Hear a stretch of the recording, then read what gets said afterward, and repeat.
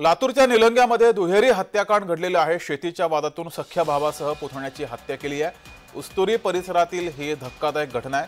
आरोपी 3 भावांना कासार शिरसी पोलिसांकडून अटक करण्यात आली आहे। बसवराज सुनील लखन बिराजदारला अटक करण्यात आली आहे। तर सुरेश बिराजदार आणि साहिल बिराजदार असं मयत बाप लेकांची नाव आहे। अधिक माहिती घेऊया, आपले प्रतिनिधी अजय घोडके आपल्या सोबत जोडलेत। अजय, अत्यंत धक्कादायक घटना या ठिकाणी घडली आहे।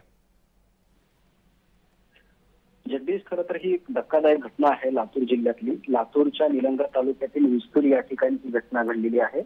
बिराजदार कुटुंबातील 4 भाऊ आहेत। सुरेश बिराजदार, बसवराज बिराजदार, सुनील आणि लखन बिराजदार।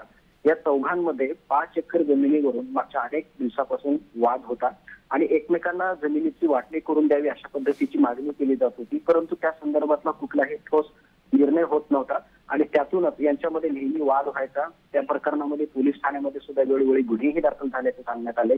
परंतु एकंदरीत बसवराज, सुनील आणि लखन हे 3 भाऊ एकीकडे आणि मयत सूरज बिराजदार हे एकीकडे होते। सुरेश बिराजदार आणि त्यांचा मुलगा साहिल बिराजदार हे शेतामध्ये काम करत असताना त्याचे दुसरे 3 भाऊ बसवराज, सुनील आणि लखन हे तिघेही त्या ठिकाणी आले आणि त्यांनी काठी आणि ऊस कापायच्या कत्तेने सपासप वार करून सुरेश बिराजदार आणि त्यांचा मुलगा साहिल बिराजदार यांना जखमी केलं आणि त्याच ठिकाणी त्यांचा मृत्यूशी झालेला आहे। मात्र आता अजय, या प्रकरणी पोलिसांनी काही कारवाई केली आहे का?